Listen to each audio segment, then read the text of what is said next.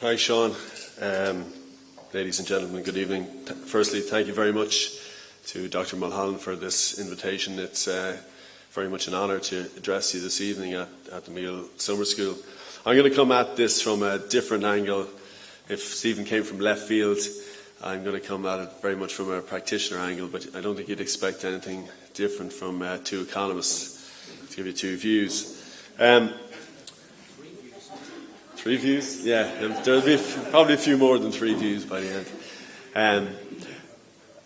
4 years ago, almost to the day, Ireland hit rock bottom in the eyes of global investors.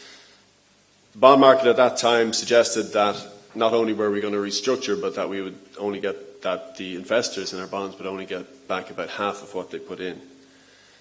Ireland could have been where Greece is today. The country's recovery since then has really been extraordinary, and I think that's something that's often underestimated. The government and the rest of us in the Irish authorities fought very hard to avoid default at that time. Some help to ease the debt burden was needed and gratefully accepted along the way, particularly from our friends in Europe. Events over the last few weeks in Greece, though, have brought into focus that the counterfactual would have been a nightmare from Ireland's point of view. Who would fancy government default leading to a near breakdown of commerce, the €60 limits to cash withdrawals as we've seen in Greece, the potential departure of critical foreign direct investment and the high-value jobs that would go with them? Ultimately, forced euro area exit couldn't have been entirely ruled out, and I think certainly that would have set Ireland back a long, long way, if not a generation. Instead, we're now borrowing money for 10 years at less than 1.5% per annum.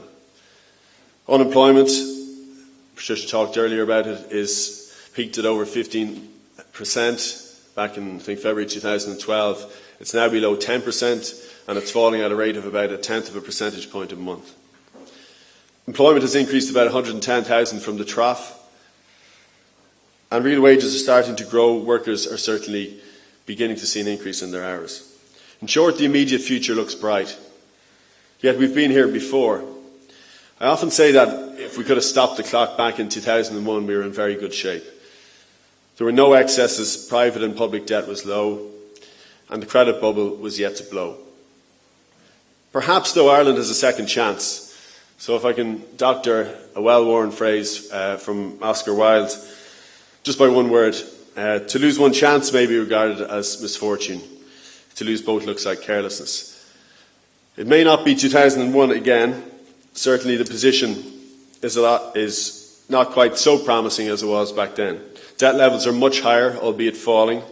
And for structural reasons, which I'll allude to later, growth in the developed world is likely to be lower than in the 2000s.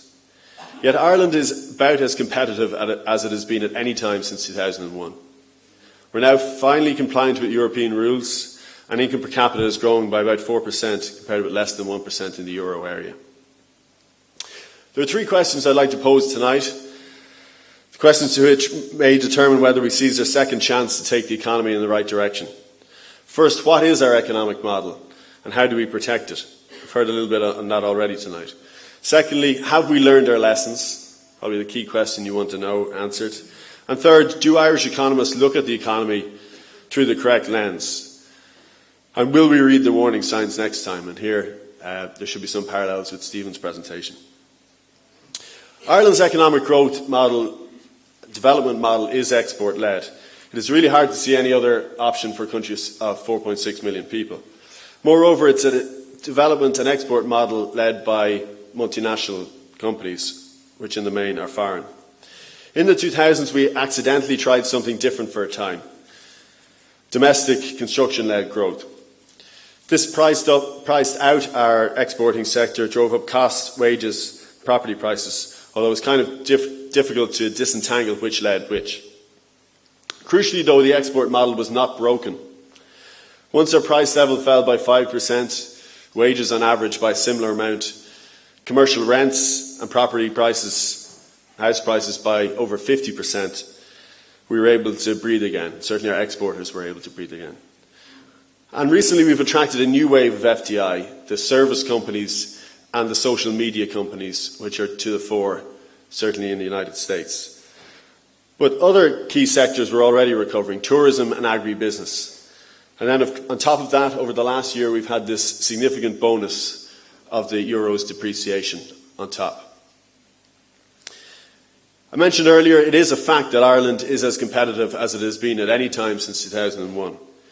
We have to protect that, because the underlying picture is that between 2008 and 2013 we made a lot of ground, but since then we're not making any further progress on an underlying basis in terms of prices, costs, wages.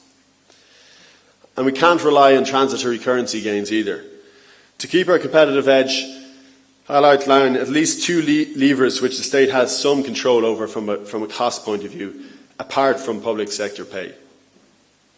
One is prices that are influenced by government policy, so what is called in the jargon administered prices, and the other one is property prices. Much of our goods price inflation is generated outside Ireland. We can't control it, particularly energy and consumer products. But service prices are largely domestically influenced, the primary drivers being how close our non-traded sector is to full capacity. The other key variables are changes in those administered prices and rents. Administered, or maybe more simply what I'll call loosely public sector prices, are up more than a quarter in the last 5 years, an annual rate of over 5%, whereas private sector prices are down 10% in that period, so falling at a rate of around 2% per annum. Understandably, fiscal consolidation and health policy had something to do with it. Hikes, for example, in excise on tobacco, alcohol, but also from a fiscal point of view, motor fuel increases, certainly the excise on motor fuel. But there are other culprits. Large price increases for third-level education, public transport, health insurance, the TV licence and motor tax. We should aim for growth of no more than 2% in these administered prices. Ultimately, that's the ECB's inflation target. But rarely we look at these in aggregate. Greater competition in sheltered sectors would help. And to put this in context, in retail, where competition is still intense, even though retail sales have bounced significantly this year, retail prices on average are down about 4%, so there's a lot of discounting still going on. We also need to think differently about property prices in this country. Everyone perks up now when you start talking about these. To me, they may well be the biggest swing variable with regard to our competitive position, apart perhaps from fluctuations in the value of the euro. Stable property prices growing no more than consumer prices should be a public policy goal. Many in this room may even, but certainly at a political level and within the authorities, are exercised by rising rents. Yet few seem to link rents to prices. Ultimately, buying a house, you're just purchasing a discounted stream of rents from the future. Where rents go, property prices go in the medium to long term. So what can be done in practice? The state can influence both supply and demand. We need to make it cheaper to build houses by freeing up land, speeding up the planning process, and reducing burdensome regulation. And the experts here later this week, on Friday I believe, will be discussing, I'm sure, the supply issues in more detail.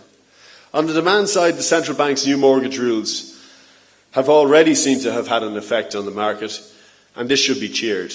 It seems to have cooled price inflation already. In the end, though, I think it is time for a shift in the culture and attitudes towards property prices. Property prices rising above the rate of inflation are a bad thing. So let's implement the required actions to change it.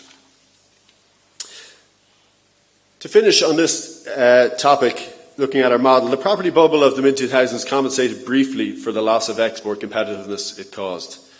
We can't bank on striking oil like Norway. If Ireland is to lift living standards in the long run, there is no alternative but to remain fighting fit.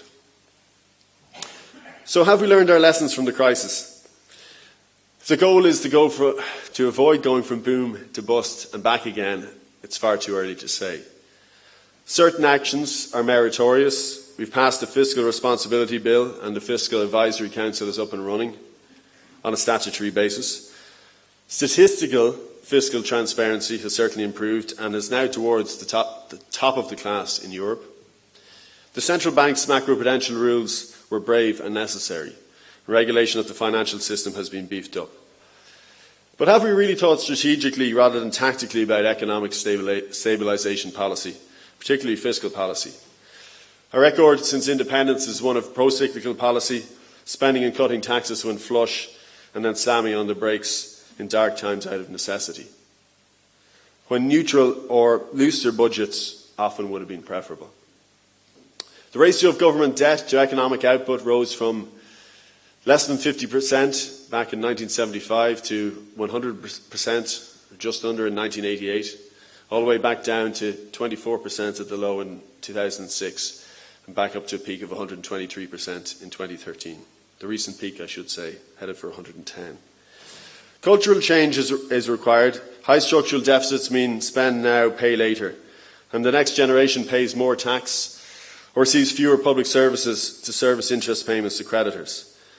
I certainly don't want to shift that burden onto my own daughters to have a better standard of living temporarily, but we rarely speak this simple truth. Why can't Ireland behave like Finland? It's a similar size exporting nation. Why can't we behave like they did after their crisis in the late 1990s, mid to late 90s? It ran a primary budget surplus, and without getting too technical, that's the budget balance excluding interest payments on our government debt. It ran that every year until the crisis, the global financial crisis of 2009. But even then, it never ran a primary budget deficit of more than 1.5% of GDP through that crisis. Belgium, to whom bond market investors often now compare Ireland, has a 30-year record of fiscal prudence. So investors who lend us the money to finance our deficit ultimately constantly ask us about medium-term budgetary plans. The Fiscal Advisory Council and overseas authorities have also pushed for more rigorous detail out to 2020. Such plans, with the aim also of keeping the primary budget in surplus, would go a long way to cementing market participants' views or tentative assessment that Ireland is a new paragon of fiscal virtue. However, I'm not sure we can do away with pro-cyclical policy without adapting our political system. Without straying too much into this area, to behave strategically, to me, means not having to fear immediate consequences. In Ireland's type of proportional representation system, this is difficult given its competitive nature. If we were to attract more politicians focused on the long-term future of the economy, we may need to alter that system. For example, the single constituency list of the Netherlands could provide a template. Dutch politicians represent the whole country without losing proportionality of the election results. And I think it is likely that there are policy experts, business people, or others who would consider devoting a period of their career to politics, but who don't want to run the risk of being a career politician with local responsibilities. National pride was hurt by the arrival of the Troika in 2010, but once the initial shock subsided, it gradually became clear that its stay would prove beneficial. And I certainly saw firsthand how the Troika introduced best practice in a number of areas, and in others provided the vital nudge. Certainly no spurious correlation between increased spreadsheet use and our overseas friends period in situ. Information sharing, collaboration, contingency planning, the lack of which was all highlighted recently at the banking inquiry, as failings of the 2000s have also improved. Fiscal transparency, as I mentioned, has increased sharply, primarily through the publication of the new government finance statistics by the CSO. But all the other arms, financial arms at least, of the state, publish many times more data in downloadable format than pre-crisis, although even more could be done. I think this modernisation process may help limit the damage from future tail risk shocks, as long as complacency doesn't creep back. As for the banking system, hopefully we'll never take our eyes off it again. Our banks are much more secure, and loan-to-deposit ratios for Allied Irish Bank and Bank of Ireland are pretty much in line. So loans are in line with deposits, whereas the situation we had 10 years ago was that you had loans double the size of deposits. Equity buffers too against losses now are significant and set to rise further as loan loss provisions from the crisis fade and shrink. There's another insurance policy in place too. The deleveraging and refinancing of the banking system has seen risk shift from Irish-owned banks to foreign providers of capital. Overseas funds and other shadow banks have bought billions of loans or properties outright. The good news is that if something goes wrong, in future in the property market, as it stands, the Irish taxpayer will not be on the hook next time, leaving aside the whole new resolution mechanism in the EU. We must avoid reabsorbing those risks at all costs. So if I was to paint this hypothetical scenario, our currently risk-averse banks perk up in 2 or 3 years and want to refinance those loans that have been sold to foreigners, or to fund new developments at a time of much higher property prices. Ireland's new bank regulatory regime won't really be tested unless such a scenario unfolds. And of course, the danger increases the more the crisis memory fades. So can we tell the future? I'm not so sure we can predict, but how might we think about spotting impending danger? And in some sense, there's a bit of crossover with Stephen here, in that the financialisation has been huge. After the last devastating crisis we had, we need to be much better prepared next time. Can we spot this trouble in advance?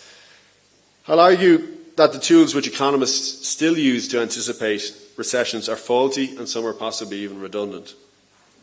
It's a more dangerous world of high debt, low growth and cycles dominated by financial malinvestment rather than the typical business investment of the past. In the old days, recessions were typically caused by businesses overextending themselves, too much of capital, too much labour, too much investment in stocks, or what the Americans call inventories.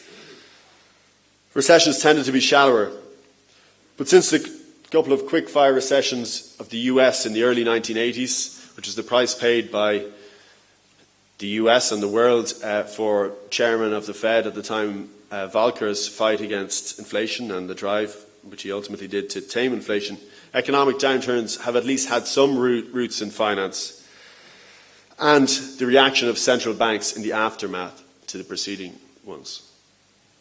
The more that inflation fell and productivity growth slowed, the more the global debt load grew. We've reached a point where the financial cycle is at least as important as the business cycle. This means we have to watch asset prices as closely as we watch consumer prices.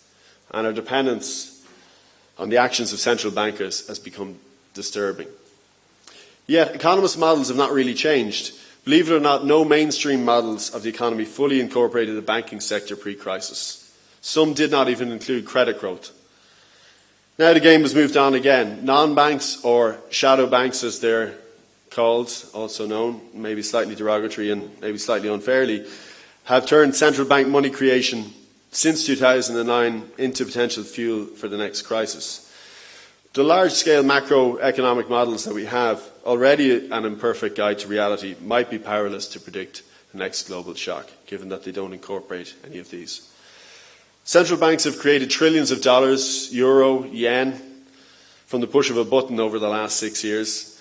And the majority has gone into bank reserves when they buy government bonds from those banks, or into the pockets of global funds in a similar way, only to be recycled into global assets. Ireland has benefited enormously from this global liquidity. Our reliance on overseas, particularly US investment, has snowballed in 3 ways. US funds, for example, sparked a rally in our government bond market in the summer of 2011. Ultimately, that priced out the expectation of default. They've been replaced now by more passive, but again, foreign investors.